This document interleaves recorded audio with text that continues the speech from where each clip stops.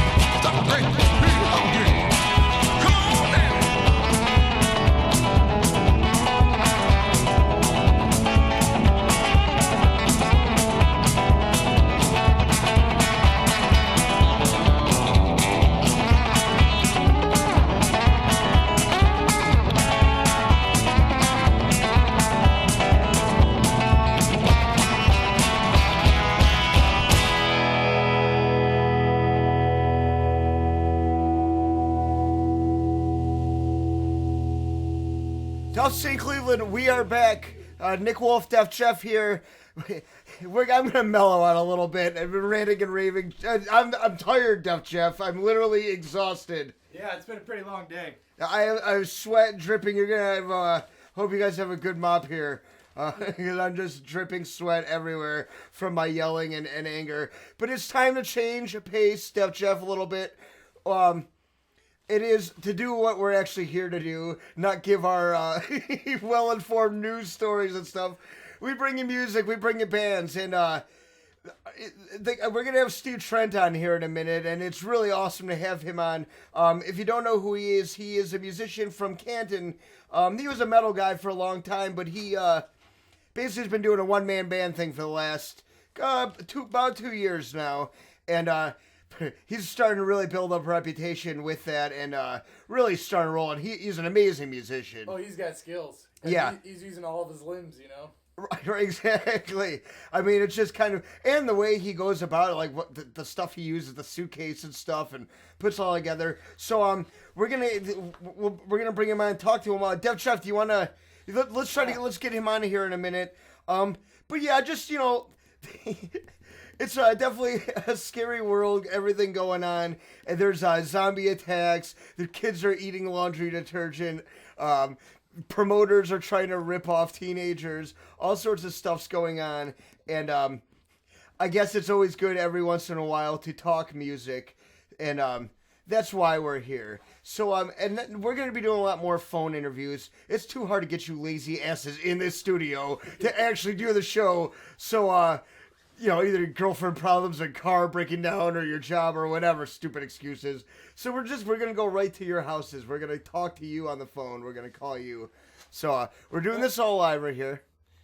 Here, I'm gonna give him a call now on the old computer here. This we're using our high-tech technology. Def Jeff's got a wrench in his hand. He's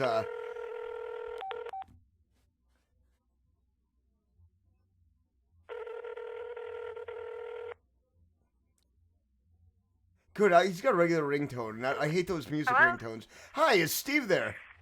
He is. Here he is. All right. Thank you.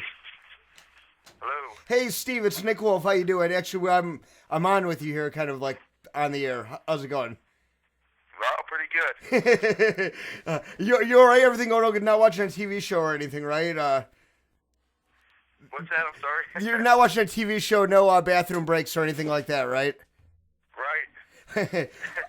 All right, well, dude, it's great to have you on here. The last time we had you, we did our live broadcast at Now Let's Class, and we had you on. There was like bands already playing because we didn't really, you came up and did your stuff, and we were down doing our stuff. And by the time we started, I went up and talked to you and asked you to come down. There was already other stuff going on, and for some reason, I'm sorry, it got really messed up. But we're here now, and we're breaking in another form of technology with you. So how do you feel about being our guinea pig here? You're a man of technology, right? That's nothing to you, right? You created right. A new way of playing drums, which we'll talk about in a minute. You're all about innovation.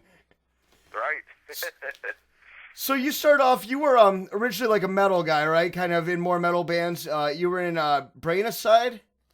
Yeah. Right. I played thrash metal back in the 80s and early 90s. Gosh, I've played just about every kind of music over the years. I did do you think that helped? Original music, but then I played in some cover bands doing everything from a tribute band to playing in biker bars and biker bands and everything else. You got any craze?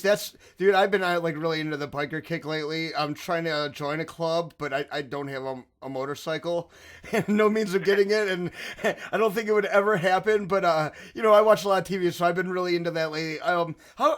Those crowds got to be actually great to play in front of, because there's got to be a lot of, if they're into it, they're a great probably kind of crowd to have with being enthusiastic about it and stuff. It was a lot of fun back when I was doing it. I'm kind of in a different place with my music and stuff these days, obviously. Do you think playing? I'm sorry, Steve. So it was fun back then. Sure. I used to drink a lot too. I haven't drank in about 11 years, so right. That's playing in biker bars isn't too good for your sobriety. No, that's a bad combination. Playing rock and roll, drinking in biker bars. So Right. You you got out of that whole scene and you kind of sobered up, and yeah, it's been 11 years. And with the music you play now, it's obviously, although you are kind of different, you are pretty stylistic in what you do, but do you find that playing those different forms of music over the years add to your sound now, in any way, or is it just fuck all that, move beyond? I think it does. Even years.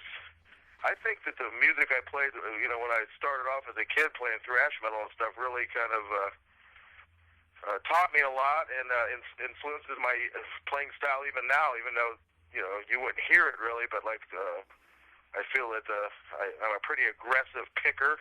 Right, right. Yeah, definitely. And, I think the aggression and the precision might still be there from the thrash metal days to some degree. Right, it never dies out, right? You can cut the hair and sober up, but it'll never die out. Right, yeah. I know I was playing in some, I don't know, kind of like 80s dance rock music in the 80s or in the 90s. And I would have sound man. We played all up and down the eastern side of the country, and I'd have a sound man or the bars backline crew saying, "Man, you must have played hardcore or thrash metal or something." Because you're just ripping it up. Right. It doesn't sound like you're a typical dance band guitar player. That's Steve Trent, dance club rock icon of the 90s. Right. I've done some silly stuff over the years, but I always kept playing, Right, and that's what it's all about. And that's, I think, when people start playing music, they're very into what they're into at that time. No, I'm all about this. But you find the guys that really go on and become really good musicians with that kind of that experience behind them. It's the guys that played many different kinds of music and or at least kind of branched out a little bit and were able to pick up other things and add it to what they do. Oh yeah, for sure. When I was younger, there was the guys that played original music, and they didn't really cross cross-pollinate too much with guys that played in cover bands, but I've always done both. I've written songs, I've played in original bands, something about playing in a cover band, especially the biker rock bands I used to play in. I was playing shows 3-4 nights a week, three plus hours a night, and if for no other reason your playing's going to get good just from constantly being on stage, Right, definitely. No, the cover rock bands, I wish I was a talented musician. I would totally not. The reason I'm in original band is because I can't play stuff good enough to play other people's stuff, so I have to write my own crappy stuff and make it cool. And I would love to be in a cover band. They make money, they get gigs, they get the chicks actually it's stupid playing original music. You screwed up, Steve. You should have stayed in the cover bands, man. I'm all to the point where I'm stupid now. That's awesome. See, it all comes around. One more, I just want to say, but Def Jeff, you have a question for him, right? Oh yeah, well, I heard a rumor that he had some association with Ripper Owens. Well, yeah, it's a rumor. In your first band, Brain Aside, that was with him, right? Or was that like a teenage thing, or? Yeah, we played together for about 5 years, and I kind of got Tim in his first band, and we have some funny stories from back then. Probably he might remember more of them than I do, though. Yeah, we'll have to go down to the Tap House sometime and talk to him if he's there. You ever play down there at his place down there in Akron? I just did a month or so ago. I just did a quick set, and it was a little different crowd than I'm used to playing for, but it was fun. It was kind of a dinner crowd. I was actually on, opening for him. Okay. When he does an acoustic show down there, and I think I went on around 8 o'clock, and it was a packed house, and everybody's having their dinner, and there's like somebody about 2 feet in front of me trying to eat their dinner while I'm sitting on a toilet beating on my suitcase. That is ambiance. Rockabilly in their faces, singing about gravy and porn. Screw Italian restaurants with the violin player. I want Steve Trent singing about porn on a toilet while I'm eating my food. Right. They came to see Ripper Owens, and that's what they got. That's a bonus. Right. That's great. It looks like I'm going to play there again in a few months. I can't remember the date right now, but so I guess I didn't wear out my welcome yet. Right? No, yeah. You didn't gross too many people. You ruined too many people's appetites. But I gotta say, Akron's. It's blowing up. There just seems to be a lot of stuff happening there now. There seems to be more venues popping up. I know there's obviously you got Annabelle's and the Musica, but yeah, you have the Tap House, you have Old Haunts, a couple other places. Have you noticed? Like when you go down to, because I'm sure you're from Canton, so Akron's. I guess we tie them together a lot, but do you feel, is it different playing Akron at all? Can you sense like an energy or like kind of a building thing there at all? Or are you just going, get the hell out? I'm from Akron. Right. I grew up in Akron, and I've lived in Canton now for about 6 years. And I didn't really, even when people say you're from Canton, I'm like, no, I'm from Akron. Okay, all right, yes. And but the thing is I'm starting to actually embrace Canton quite a bit more, which, and I know, like you said, you kind of associate the two cities, but it's weird because there isn't, at least when I was coming up playing music, there wasn't a whole lot of crossover on the people from Canton and Akron. Really? And it seems to be a little more of that now. Well, I think Akron's a place you got to play. Oh, I'm sorry, go ahead. I think Akron's just a place, like even in Cleveland, I want to play in Akron, I think shows are better down there. It's just, different feeling. Right. Or you kind of like, fuck them now, they think they're better than us. Canton's where it's at. Well, no, Akron, I'm playing at Old Haunts next week. That's a nice little room, and people that go there, they really want to hear music, which is nice. They want to hear original music. They want to hear something different. I played Annabelle sometimes. And then down in Canton, we got... Did you not get paid because you broke a mic? What happened to me like all 6 times I've ever played there? Sorry, you guys did great, but you broke some microphones. Where are these microphones Annabelle's has? They have a room full of broken microphones. Annabelle's, yeah. I think they've been the same way for 20 years. Exactly. I've played a lot of different kinds of music in Annabelle's over the last 20 years, and Yeah, their equipment always seems to be just hanging on the edge there. Right, yeah, they just tape it up and blame whatever band that play it, wait for a punk rock band to play so they can. Oh no, it's broken. Yeah, it's the same one that's been broken for the last 15 years. You scumbags. Right. No, I love Annabelle's. Actually, just ripping on them. Another kind of cool place in Akron that's kind of underrated is Chuck's Steakhouse is actually trying to do a lot of good shows there. So that's kind of an interesting place. That's an old biker bar that's kind of, trying to, I think, revamp its lineup a little bit. Right, because I was a place that was kind of like you laughed at for a while. Like, oh, yeah, I played a big show at, Chuck's Steakhouse. Some of the bands, But lately, I have been seeing that they've been kind of booking some better stuff and it seems like there is a little bit of a different philosophy as what they're trying to pull there now. Yeah, they're trying to. For some reason, there's a scene coming out of Canton and Akron here that's kind of asserting itself a little bit, I think. I kind of attest some of that to Buzzbin Mike down in Canton. I'm sure you guys have seen Buzzbin magazine, but he's got his art and record store down there. It's an awesome little record store, and he's doing a lot of shows down there, bringing a lot of cool bands through.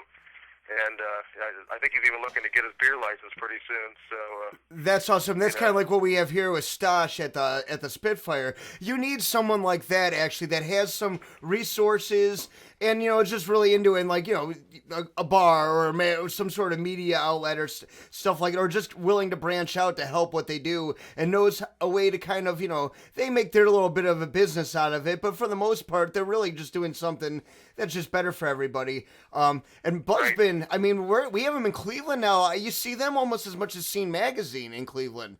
I love it. I open it up and I know everybody in it. It's like, oh, this is great. Yeah. Yeah, they do a great job down there. And if you ever get a chance to go to one of their festivals, September 7th, they're doing what they call the Brood Roots Festival. They basically got 4 or 5 stages going all downtown Canton, outside, inside. The last couple, they got bands like Viva La Vox, Goddamn Gallows coming through, Rachel Brooke, all kinds of cool bands like, right. National bands and good regional bands, and and it's all free. Basically, you just wander around downtown and see great music. And that's September 7th, you said? What was the date on that? Yeah, September 7th in Canton. But he does shows down there all the time. I'll have to send you an email on some of those. But let us know. We'll look into it too. We'll post it, yeah, right, exactly. So we're trying to suck up to Akron. Cleveland's not embracing us. We might have to move south. So we're already planting the seeds. Tough scene, Akron. Right. Right. We're just going to jump ship if Cleveland doesn't get behind us a little quicker here. Yeah, I'm having a tough time getting into Cleveland myself, so I'll just stick down here with people like me, I guess, for now. Right, we just want to bitch about sports. Right. No one wants to see music. They just want to be unhappy, because that's the one cool thing we have in Cleveland, and nobody wants anything to do with it. They want to be unhappy with sports and lose all their money at this new casino, this trap. Right. So, yeah. You got sober, and in 2009 you were playing with the band Rumble Daddy, and and that was more of a rockabilly band, I'm assuming, right? That was kind of right, that where you kind of hooked up with them in 2008, but it was. I answered an ad on the Craigslist. It was an upright player and a drummer looking for a guitar player, and I was thinking, well, I like rockabilly. I bet I could play that. Right.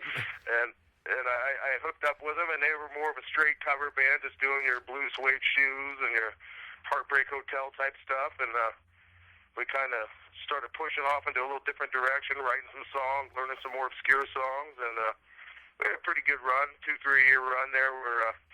We're playing all over Ohio, Western PA, kind of had a little circuit we were doing there. Nice, and that got you kind of attuned to what you're playing now, and kind of, or were you already messing around with that kind of like, with that rockabilly kind of stuff, or was it kind of like was that something you was like was it abrupt, or was it something that kind of evolved? It's kind of weird. For years, I never really played in a rockabilly band until 2008.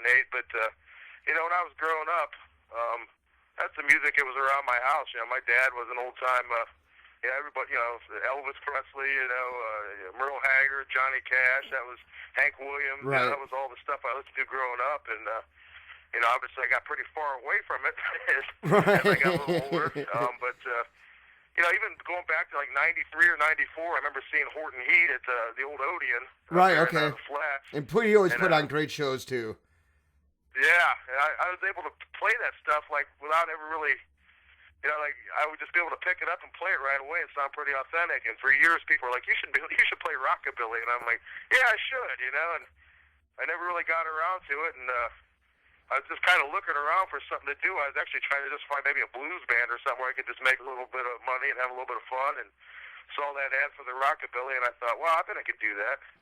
Right. And I joined up with them, and like I said, we had a pretty good run. And when that fizzled, I had a couple shows to fill, and I didn't really want to cancel them. And actually, it was one particular show, and right, was that at Annabelle's, or was that the one I read about, or was that somewhere? Yeah, the one. It was at Annabelle's, and like I said, I'm not the singer-songwriter type. You can just go up there with an acoustic guitar and sing some nice songs like a James Taylor or something. Right, exactly. Art Garfunkel. Right, I'm not Art Garfunkel, and I don't know that Annabelle's wanted Art Garfunkel, but I saw this cheap suitcase at the thrift store, and I bought it, and I thought, well, there's at least something else I can do there, and I actually laid off from my job for a month, which is the only time I've ever been laid off. See, that's what...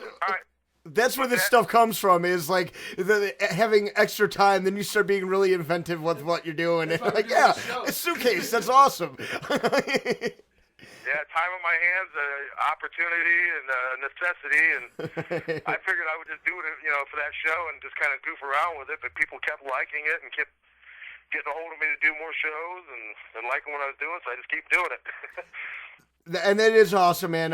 We've listened to the songs, obviously. I saw a little, we were doing the show, we know that you played, but I caught you for a few minutes, and dude, I mean, you're amazing. Great. I mean, and just being a showman through playing what you're playing, like I get on the stage and I talk a lot of crap and stuff, and that's kind of how I am a showman or whatever. But you're able to really express that with just the energy that you play through, while you're up there doing all those things and stuff, and it's really amazing, and dude, it's really impressive. Do you find, and it's cool because there's really not a whole lot of things, like, it seemed for a while there were a couple bands, like I remember at a time there was like Uncle Scratch and Bob Log, and unfortunately, Uncle Scratch, who I love a lot, and Ed, with the problems that he's had, and obviously we wish him the best, and and everybody's prayers and stuff. But there's kind of been a void for that kind of artistry with someone that's really good like that kind of blows you away, like where the music's amazing, but then just the music and the presentation, everything just kind of blows you away when you're watching it. You really feel like you're really being entertained, which is rare nowadays. Well, thank you. Oh, no, definitely, man. And the toilet seat helps too. And although when you have all that and you do all that, does it ever frustrate you when the first thing people come up and say is like, "No, the toilet seat." Well, your snare drum's a license plate. Right? Yeah, dude. Like no. Hey, I'm playing. Awesome. Like, I'm an awesome musician here too. Do you have to fixate on the toilet seat and the license plate and the suitcase? Right.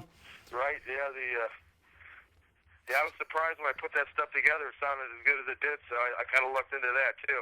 Right. It translated really good. good. The box together, and the rest is history, I guess. Right, exactly. And it's it's when you're inventive and you do something different like that that really cool stuff and art is born, and yeah, I can't wait to see you again. Like, very looking forward. Definitely, we're gonna be doing some stuff here. We're gonna get a hold of you. We're gonna be doing like some shows, I think, here soon. Get more proactive to what we're doing. But until then, Saturday, June 2nd, you're at the Royal Oaks Bar in Youngstown, Ohio. I am. That should be, so if you're out in Youngstown, definitely come out and check out Steve Trent. June 9th, you're going to be, like you said, you'll be at Old Haunts in Akron. Yeah, that's going to be a good one. And June 16th, with the Shore Road Tavern, or?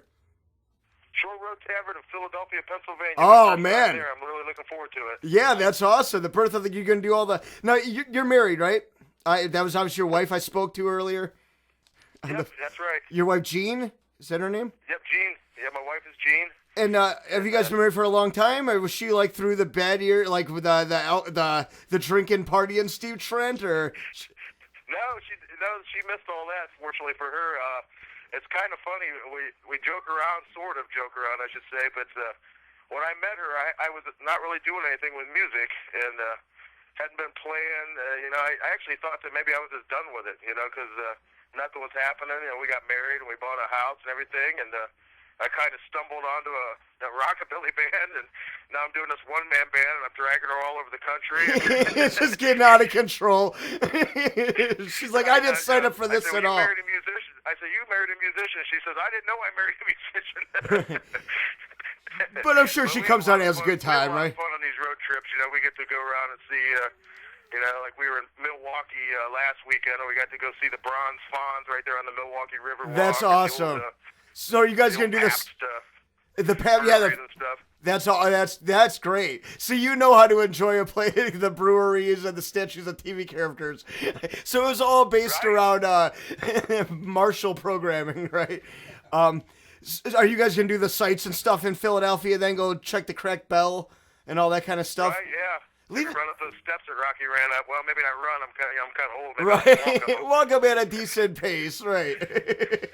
I learned the Rocky thing for the one-man band, but I don't know if I'll pull it off or not. I think if you walk the steps, you have to do it, right? Right. But yeah, that should be a lot of fun. What's fun about that for me is, and it's definitely a different era than when I first started playing. But people run across my stuff online. Like the guy in Milwaukee or the guy in Philadelphia, and they're like, "Man, we got to have you out here. What can we do to get you out here?" And so that's kind of exciting for me that somebody would hear me online somewhere and see my videos and come to you. want to bring me out to their town and play. That must be nice. Yeah, maybe someone will pay attention to us online someday. We're hoping for that. You're a step ahead of us on that, but we're gonna catch up to you someday, Steve. But no, it's got to be great. I mean, yeah, like, hey, come play Philly. Like, okay, awesome. Like, because there's a lot of places you probably won't want to go, and like, but you don't necessarily plan on going, and then you just kind of like, you get pushed that direction. Like, all right, awesome. I'm going to go play in Philadelphia. Right. So I jump on everything once. You never know what's going to happen. The one you think isn't going to be very good ends up being the best show of the trip sometimes. Right. It's a ride, dude. You just got to get on it and have it take you where it's going to take you. You don't know where you're going to end up going. That's the best. That's why people like us are in stuff like this, like music and stuff, because you never really know exactly what's going to happen. Exactly. You got to jump on the opportunity and see how it works out. Right. As I gotten older in life, I realized that, obviously it's a cliche, but you regret the opportunities you passed up, so I try to take what I can, and still, maintain my day job and then keep the house payment going and all that stuff. Right, exactly. Yeah. Beating on a suitcase ain't paying the house payment. You rock with responsibility. Well, that's great. Steve Trent, a Renaissance man, a man who's grown, a man who's learned, a man who's now become a mature member of society and a respected musician. Hey, it was great talking to you, man. I'm glad we got to do this right. Hopefully, we won't screw this up. Def Jeff and Dave Muzzlecock won't totally destroy this recording, and this will actually work. And dude, I gotta thank you for being our guinea pig here. And yeah, man, is there anything else you'd like to mention before we let you go here? What were you doing recording wise? You putting anything new out anytime soon, or like as far as studio stuff? Cleveland, I can't think right now. Talking to me will do that. I have my schedule in front of me.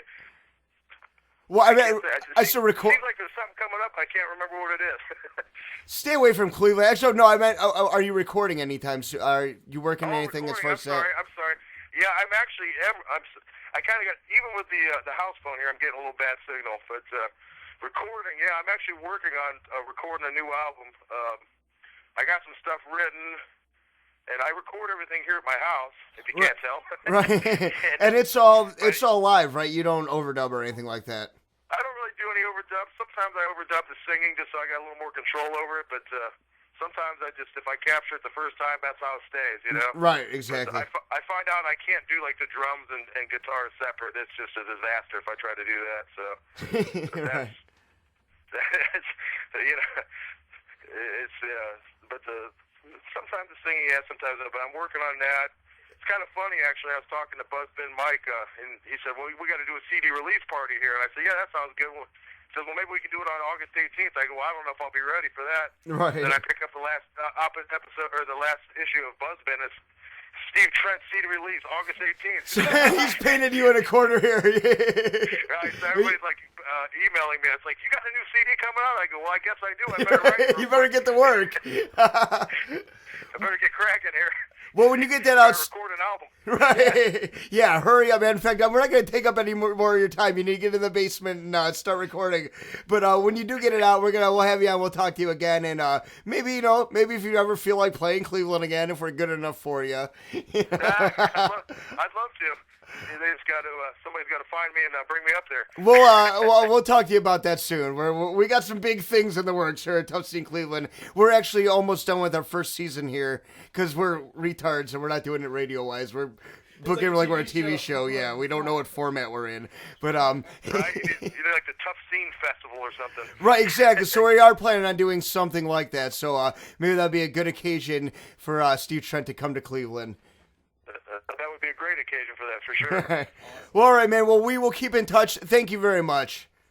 Thank you, Nick. Steve Trent, everybody. Hey, take it easy, buddy.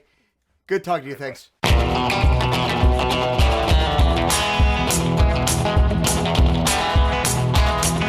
story will begin just like it always does. Love at first sight, we both know it from the start. Indian flowers talk on the phone for hours. The first step down the road of broken hearts. Someday you're gonna be just another sad song. Someday you'll be another ex. Someday you'll be a faded photo in a dusty pile with all the rest. Someday someone will say it's not you, it's me. Then one of us will say, can't we still be friends? How you gonna be friends when your heart's been stolen and crushed? It's like a kidnapper saying, hey, let's stay in touch. Someday you're gonna be just another sad song. Someday you'll be another ex. Someday you'll be a faded photo in a dusty pile with all the rest.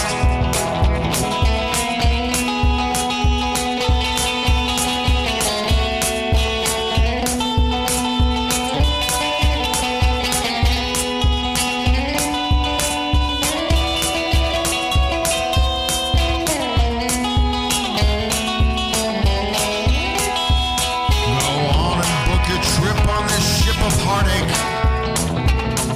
We all know hearts were meant to break. Gonna wind up whiskey drunk and all tore up inside. Till we get the port, it'll be a hell of a ride. Someday we're gonna be just another sad song. Someday you'll be another ex. Someday you'll be a faded photo in a dusty pile with all the rest. Oh, darling dear, insert your name here. Why did you up and leave?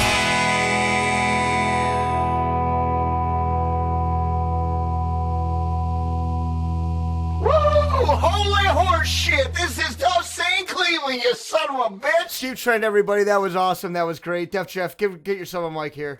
We're gonna wrap this up. That was great. That was really good. Yeah. Yeah. There's no more to say. Good. I feel better now. I feel like I'm in a good mood. I'm talking a little bit of music. I'm not fearing for my life. I don't want to rip anyone's face off or eat any laundry detergent. Yeah, see, we leave everyone with a good note. Right. There'll be no more missing children in the world now that we've talked to Steve Trent. He saved episode 9. Right, he did. It was really going into some bad waters here. Really dark. This will be our dark period. Like, people remember episode 9? They were really. It was like when Roseanne season 4, where Darlene started wearing black. Yeah. That's what we just went through. But I don't know, Jeff, you got anything else to add to this show here today? No. All right, well, everybody, yeah, we got one more episode of season 1 here left. It's going to be your season finale. We're bringing in the big guns, CJ Gunn. I didn't even think about that before I rolled into that. I wasn't planning on that being a pun like that. It worked. Right, He's CJ Gunn. beard too, right? And CJ's Beard will be co-hosting. Co-host, Two-man alright. show. And they're going to be interviewing. We're going to be in here, but we're coming in as the Nick Wolf Band. I know it sounds corny and all, but dude... And by dude, I mean all you people out there. Listen, I'm talking to you all personally. Get off my ass, dude. All right? I'm trying to, I got a radio show. I make no money for that. A band, I make no money for that. I'm trying to get everything together here. We promote other bands. I haven't talked about my band pretty much really at all other than ripping on my other bandmates all season. It's the end of the season. I want to promote my band. I haven't played in 2 years. Can I do this, Tough Scene Cleveland? If you don't like it, just don't listen to it. But and you probably won't because CJ Star. Why don't you go, hey everybody, it's Tough Scene Cleveland. God, that's gonna we'll have the views. Yeah, but it won't be views past 1 second mark.